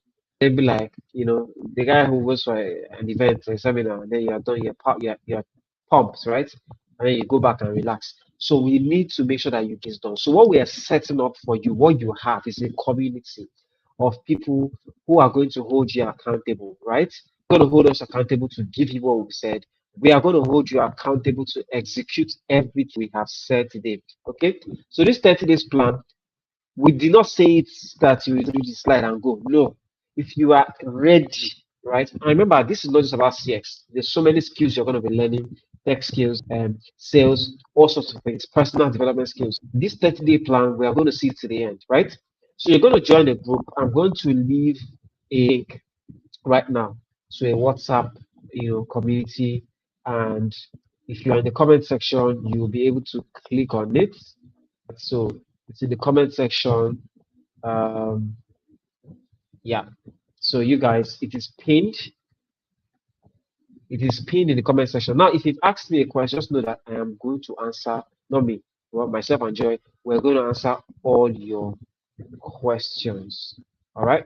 So this chat is pinned. Please kindly confirm that you can actually see the link that is pinned on um, on the screen. All right. Kindly confirm that you can see the link that's pinned on the screen. I'm going to put the well now. I'm also going to send you the link via your email, right? So you're going to please guys check your email. A lot of you who are here check your email. That's why you're aware. Some people will never get the emails on time, but please check your emails. You'll get something from us. Okay, let me show my face so that you guys will know that there's something here. All right, great stuff. So please check your email. You're going to source. Now, let me speak about the 30 days challenge, right? The 30 days challenge is something that I have done, Joy has done, a couple of people have done. When she spoke to you about a founder, reaching out to her. She didn't talk about it again because we were pressed for time, right? It was from a LinkedIn post, right? So you see, applying for jobs. Let me tell you something. The most important jobs you will get in your life, the most important opportunities are not to chase, they're the ones that chase you. What that means in everything that Joy has spoken about today is you become the person that can attract that opportunity. You become the person, not you are chasing the thing. If you're chasing the thing, if you get it today and it goes tomorrow, you can't get it anymore. But if you the skill, you become a person that can attract that opportunity. The opportunity looks for you. If I have the time, guys, I'll show you my LinkedIn. My LinkedIn messages, right? The message on LinkedIn. People are looking for jobs. I filled with people telling me, "Hi, John. I saw the stuff you do. Where an Indian company were coming to Nigeria. Wanted to know if you're interested in our stuff." Just last week or ago, there was another company, an AI startup, right? And they're like, "Oh, we need to like sort of champion this, train people on products." But like, I didn't have the time to do that, so I was like, I had to turn it over, and spoke to a friend who could do it. My point, all this happened because I took that challenge upon myself. So if I LinkedIn, I published a newsletter, not random posts, not me reacting to stuff, very detailed thoughts. Like I put my thought into it, right? I analyze things that are happening because I'm a marketing, person. I see something that's happening, I talk about it, I write about it. Right? I have so many posts about that. You guys will see it later on. Joy has done the same. So Joy started doing something where she would post on her LinkedIn, talk about customer experience, what it is not. But she talks about it on a found level, right? So she's speaking to founders, she's speaking to executives to help them maximize. So, a certain founder looked at it and said, "Come, I don't think I'm maximizing my experience, right? Hi, it's building an amazing product. So I'm not going to mention it here." And boom, get on the call. Are you happy to speak to me about this? Right? That is what the challenge do for you. Another experience I've had, right? Somebody tracked me from reading my blog post to my Twitter account, right? And read my blog post. I was talking about brand storytelling, loved the actual content. I said, "This guy, I need him to keep my company." And he couldn't find me because I just wrote it, right? And he tracked me handle to X, right? Twitter, when it was Twitter. Sent me a DM and said, "I was shocked." I was like, "This thing you're talking about, I didn't even post it on Twitter," right? That is what this challenge can do for you. So I've seen content, I've seen comments from Hepzibah, I've seen comments from, I'm going to answer all of these comments. But this challenge is very, very important. What else is in this challenge again, right? What else are we going to do for you during this period? If you join this community, we'll create something instantly, right? She has called it to audit your LinkedIn profile. You're going to audit it, but we're going to audit it for you as well, right? Which means that everybody here, by just being a part of this, right, you have access to myself, to Joy, to everybody who is here to connect with you, right? So once you join that community, you can send them your LinkedIn profile, Instagram profile, and we can all connect with you. That's number one. She spoke about relationships, so that relationship will start building it. So this is the part where we start working the everything she has talked about. We're going to start implementing them, right? So we will connect with you. So everybody that is here, they are now your new best friends. Okay, great stuff. Then the next thing we're going to do is we're going to audit. There's a word I like. We're going to roast your content, right? Do you like the sound of that? Roast your content. So we're going to have a particular day. We'll call it roast my content day or roast my profile. On that day, we'll create our time. Everybody will put every blog post they've been writing, every post they've done that will push their career. It doesn't have to be a customer experience, whatever it is that you want to build, right? We will roast it. We'll tell you what you're writing good, what you're not writing as the readers, right? We'll look at your profile, we'll tell you how to improve it. The goal is that after 30 days, you will look at your profile and be like, "Wow, was this me?" Right? That is something we need to do. What's the other thing? We said you need to enroll in certification courses, right? So while you're going to look for those courses, we are also going to look for those courses. These courses are absolutely free. Some of the courses are like what we're doing here today, right? So we'll send these courses to you that you can take. These courses will give you certificates that will validate what you're learning, that will make you look more authentic, right, out there.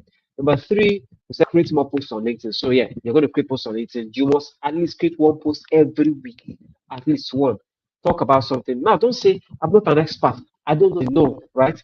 You are learning. Joy spoke a lot about documenting your learning, right? You don't go and learn. You have better. That's why all your favorite people, celebrities, influencers, that's why they have throwback. You know why they have throwback? Because they start that throwback they are showing you. I saw it, an old video of Crazy Clown, right? Where they said, "Wait for the electrician now." I remember that joke. I think it shocked him. He posted the video yesterday, and that video is 12 years old. That is his, but even in his throwback, he was already creating content and documenting his journey.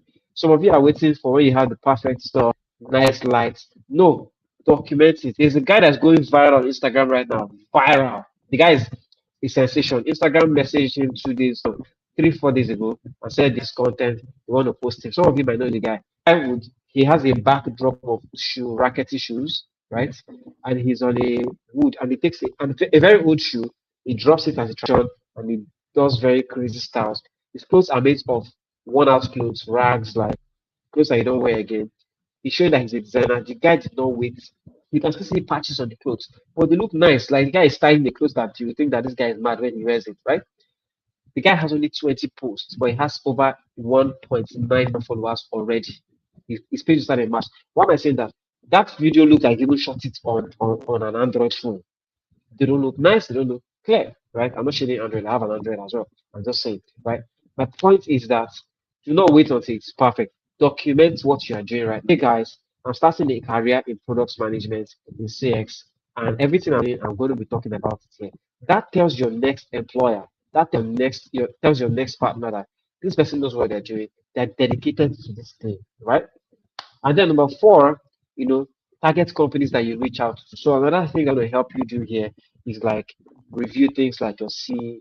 Are you saying the right words? Some of you don't know this yet. You apply for jobs, they are not picking you. Do you know why? It's not because you are bad. Your CV is just looking like trash. I'm sorry to say. They don't even get to the HR's desk. Should I tell you why? HRs don't have time. In fact, I think in January, Money Point announced a vacancy. In 2 days, they have 11,000 applications. In 2 days, 11,000. Which HR manager is going to read through 11,000? No. So I'm going to teach you best practices, when to apply, how to apply, what are the things to say that softwares will rank you. So let me give you an example. You can apply for jobs on LinkedIn, right? By the time I apply for a job, 11,000 people have applied. But what you don't know is that when you apply for that job, LinkedIn on your site, because I've posted jobs so many times, right? On my side, as the job poster or the recruiter, I will see LinkedIn will say, this was a the match. So if your profile is not right, if you're not doing all this, I'm going to show you, we're going to show you in the group. You can be the first person to apply. LinkedIn will say that you know match, they'll put you at the down. Somebody who 3 days later, they will say he's a high skill match. We're going to teach you those things. How do you put all your skills on LinkedIn? That when a recruiter posts a job, LinkedIn will tell them that this guy has high skills match. It means that their skills and their experience is a very, very high match, right? Not LinkedIn, there's so many AI tools now that are used for recruitment. This means that they send your CV for certain keywords. You are busy writing story, designing, they put you your page CV. That doesn't concern the AI. AI is looking at your CV, whether your CV has the skills that they're looking for, right? And so you have to know how to write your CV in the language that these guys make. It's called like intent in the HR's intent, right? I'm going to show you those things. You see now what we're going to do for in 30 days. You see how powerful it is. Session was just to give you the tip of the iceberg. The real work happens in the community that we're building. So every one of you, if you can click on the link, go to that link right now, click on it, join the community, and we're going to set a date and start our challenge, right? Another thing I said we're going to do is we're going to expose you to courses, right? Free courses, paid courses. We're not the ones with courses. These courses are supposed to help you. What we're doing is creating a community where you can grow together. That is why this is called the climb, because we want to help you what? Climb up the mountain top. Yeah, so you're at the top. So yeah, I had to go back to this joy I said because it's very, very profound. This is the she said a lot of amazing stuff. This is where I pick it up. This is the meat. This is the meat. And we're gonna eat this meat the group chat. I'm sorry if you're a vegetarian, this is the um cucumber or cabbage. Yeah. So a couple of things that Joy also spoke about, 5 things that you are living here today, visibility, career strategy, all of this other stuff, we're also going to be bringing them back and implementing. Now I'm going to go to the question that can leave you guys to go and rest. Right? We have amazing sets of questions. I'm going to put them on screen. I've started a couple of them. If I miss anyone, um, please call my attention to it. So I'm going to start one that's pretty simple that I can answer because me, I can only answer simple questions. The hard ones are for Joy. This one says, it seems CX experience. Oh no, this one is hard though. I'm not doing it though. Just kidding. But there's a question I wanted to attend to. Charles has asked something earlier. Yeah, I'm going to show this question. Is there a way we can get a replay of this session for review purpose? Yes, you're going to get it, right? For staying this long, we have unlimited access to the replay of this session. So I just thought I was going to put it out there. Now, let me jump to all of the questions that are for Joy so we can answer them. Alrighty. Amazing questions. So this one is a comment that says, oh, this is from Brian. Brian says, I like the way she, Joy, lays emphasis on teamwork. Oh, okay, I live in Nigeria. Power grid happens in Nigeria, so you guys know. But we're going to continue this. So if you stop seeing me, you can hear, right? Eh, next time we do the webinar, I will be in the UK. But don't worry, I'm not going to turn on my gen. Don't worry. Um, so let's continue. I'm going to project the next question. The next question is uh let me see. Okay. This one says, this is a comment as well. It says you said something, you said CX is beyond empathy, right? But a system. Can you please shed more light on the system? So Joy, I think this is for you. Yes, please answer this for us. All right, so I'll take this question and I'll also take the question that he asked regarding CX being technical. So when I say CX is a system, what I mean is you are defining the entire flow that leads to the outcome. And when you talk about entire flow, I'm talking about the products. Even before a product is actually pushed out today, like an actual product design, before it is pushed out today, a CX manager has to approve it. And do you know why a CS manager has to approve that product? Because at the end of the day, the people using the product are the end users. And the CX manager actively interacts with the end users, owns the metric that interprets the pain points in that user's journey. So that's the technical aspect, and that's the system I'm talking about. So CS is beyond the empathetic aspect. But when you are building your career, the very beginner role or the beginner level, you may be starting off as a customer support agent or a customer service agent. It is in you to decide if you want to remain at that level or you want to climb up the ladder.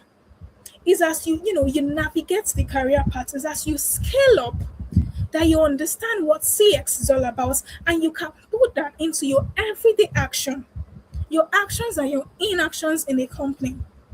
So when I say CX defines the entire system, it's your collaboration with every single department. Because whatever your engineers are coding today, it has to go through the CX. The CX needs to review it. Does this speaks to the customer's pain points? Does what you are building today speaks to your customer pain points? So that's the technical aspect. There's also the data analysis aspect of CX because you are tracking metrics. The customer satisfaction score, those metrics actually give you figures as to how your customer feel about your products or your services, and you need to learn how to interpret those metrics.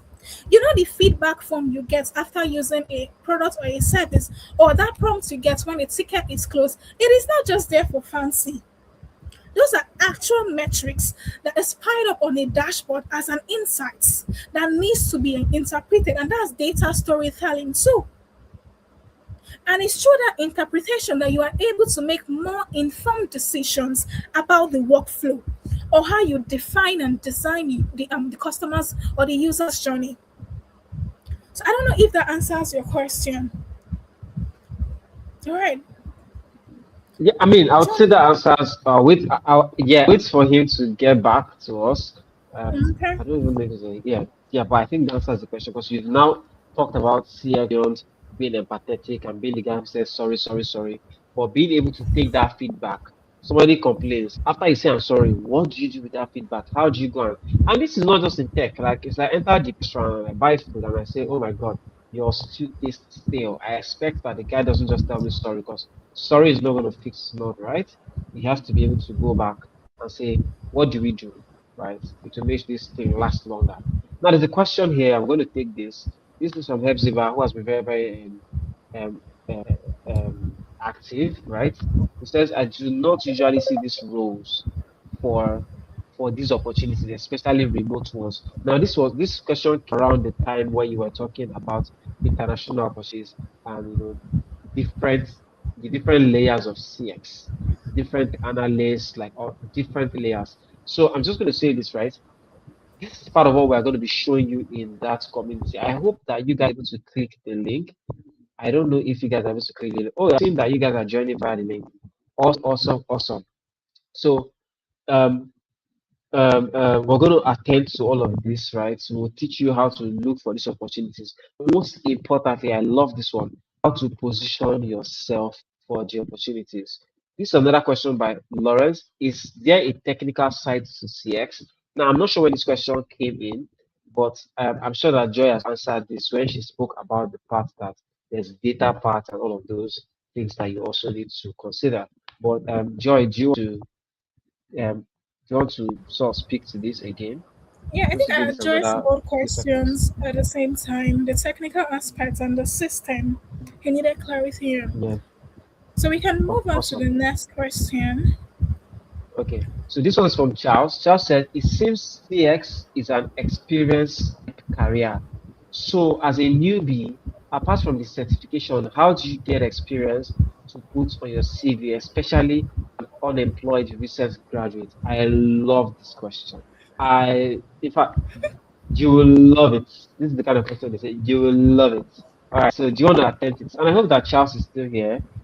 This is a very big question. So, Joy, I'll leave this for you.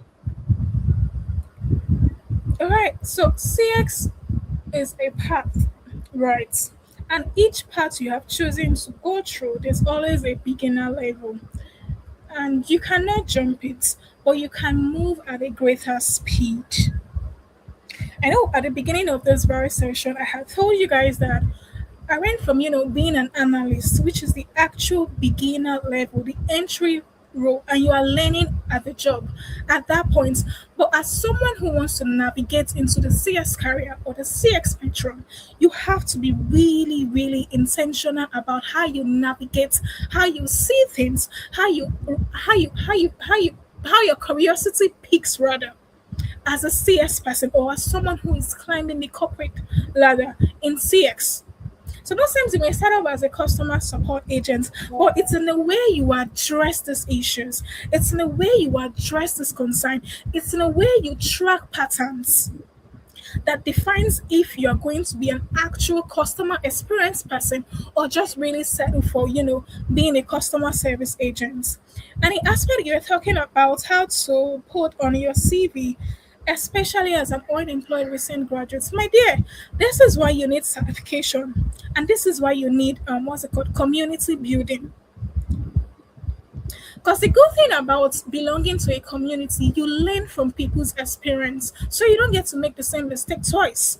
And your speed at which you move is greater than, the person teaching you today. I mean, that's why I'm also sharing my story here.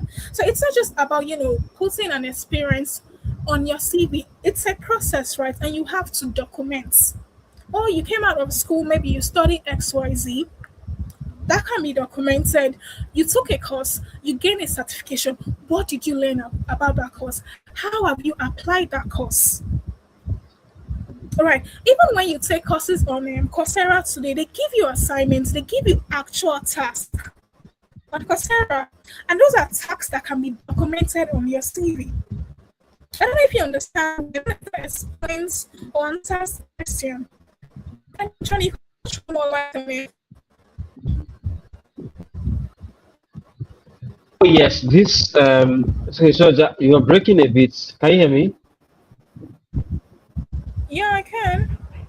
Okay, awesome. So that was a brilliant answer. Lawrence confirms that your answers to his questions were spot on. The next comment to say yes, you answered his questions. They were answered. All right. So with that said, right, I'd like to release all of you because I need to also release myself. Release Joy. You know, thank you so much. I'll start by saying, Joy, thank you so much for giving us your time. This is 2 hours of your time today. That's a public holiday that you should be resting and celebrating Workers' Day. But we made you to work on Workers' Day. So really needed to do it. People were on my neck. They said they needed this to work. Thank you so much.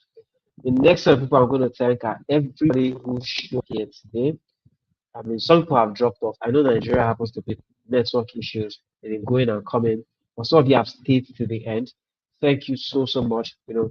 I dare say I love you guys. Amazing stuff, right? And it's because of that love and care that I have for you, that I've served that community.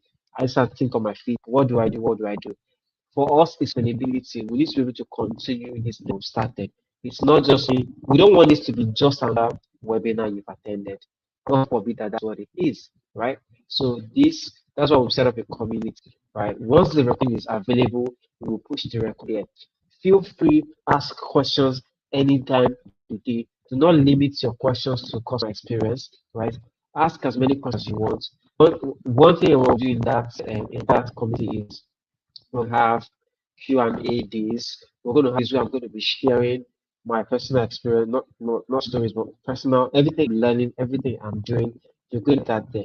Another thing I have not mentioned is that this community is also going to serve as a talent hub, right? As a talent. Let me tell you one of the reasons I didn't share this earlier. Right?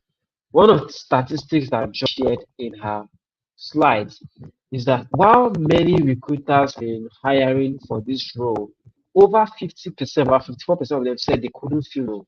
And I promise you, it's not a joke. Like I've hired so many times, I've had to do interviews and I will not find the right people. And people are saying they're looking for a job. And people that are interviewing, they're not even ready, right? That's one of the biggest issues. So what if I could actually get people ready for the jobs that they're looking for, right? Which is why we have this community here. So we're building a sustainable platform, right? Where we're going to tell you what's possible, and then we will show you how to tap what is possible. We'll give you the skills, the tools, and then I have so many clients who will call me on a regular day. Oh, I am hiring. Do you have somebody you can refer to me? Do you want this? Because I'm just like, oh my God, I don't even know who. And it's so painful, right? So now I have this community that I can always call, say, hey guys, I have an opportunity. I have a local client or an international client who's looking to hire XYZ who is up for it, right? And I'm training you and I'm putting you through all of this. Now, this is not even a joke, right? In that class, or in that group, I'm going to send you some of these things that we're already doing backstage. All I do right now is just to scale it, right? And make it, even bigger, even better, and more structured, right? Thank you guys so, so, so much. Oh, somebody said we should play our music. Ha, ha, ha. That's Elizabeth. Elizabeth said, play our music, please. Thank you so much, Hepzibah. Thank you for being an amazing guest on live. Charles, thank you so, so much. Lawrence, you asked so many brilliant questions. Thank you so much. I feel like I owe you guys a gift. I'm going to think about what it is and I'm going to, yeah, I'm going to come through. But yeah, let me play our song.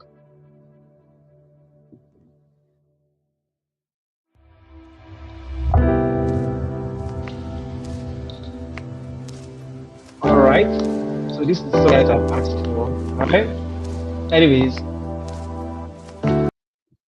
and what's that song right now? You know how they used to do it back then on radio stations? Like they'll play the song, they'll post it on the app, they'll post it on the app, yeah, traffic radio. Yeah, but that's not what I'm about to do. So I've given my vote of thanks. Thank you so so much for thank you so much for staying here with me, getting work. You guys are amazing, and I'll see you in the group, right? And you get access to one of the resources. With that, we have come to the end officially, so you can drop off and not feel guilty. I'm just going to play in the background. At the end of the song, I'm going to say live, and you're going to hear from me in the WhatsApp group and in your box. Thank you so much. Thank you, Joy. It was amazing having you all here, and see you next time. Boom.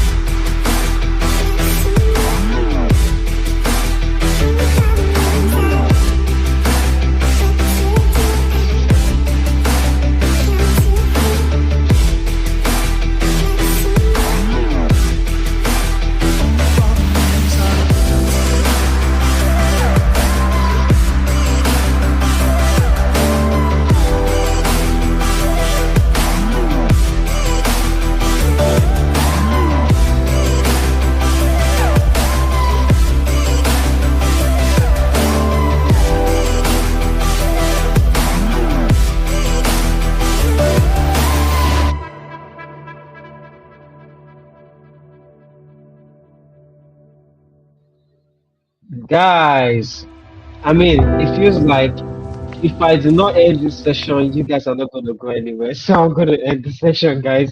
But amazing comment. Joy, I just had to put the comments on the screen. I hope you read comment. These guys love you so much. I feel jealous already. I mean, guys, come on, come on. Anyways, but no, you guys are so amazing. I don't know. I feel like I don't want to leave here, but I have to go. Please make sure that we Honestly, continue conversation. All of you should join the WhatsApp group. This conversation is so beautiful. I do not want it to end, but you guys, I need to let you guys go and rest. I need to go and watch my favorite show on Netflix or whatever I'm watching it. But you guys, I do not want this conversation to end. Right after now, I'm going to send all of you a thank you note. You're going to get a thank you note from me. And if you can, please respond to the note to make me feel good, to make Joy feel even better. We love you so much. We're doing this because we care, and there's so much that we have in plan, right, for you guys. Thank you so much. Thank you for all the warm comments. Thank you so much. I don't think I have the words to say this enough. Joy, I'm just going to allow you a few things, and I'm going to end this session. All right, Joy, over to you. yeah, I'm really so grateful. I'm reading through your comments and I'm like, oh my God, I'm shy. But I'm so elated and I'm really so grateful for this opportunity to have spoken to this type of audience who were willing to, communicate and converse, interact all through the process. Again, if you owe me, you must pay me. I have given 30 days action plan and John has provided a group chat. I'm expected to see you guys there and I will definitely follow up. Your success is also my success. It's part of my story too. So please let's keep building, let's keep showing up, let's keep speaking about the work that we do here. And the sky is our starting point here. Thank you so very much. And with that, we have come to the. Please don't ask me for another song. Go and Shazam. In fact, I will write the name of the song. You guys love it so much. I'm going to put in my email to you. So expect my email any moment now. I'm going to write it. Right. Since you guys love the song, here's the link to app. Here's the link to the song on Spotify. Anywhere you want to play it. All right, guys. Peace. See you on the other side. Boom.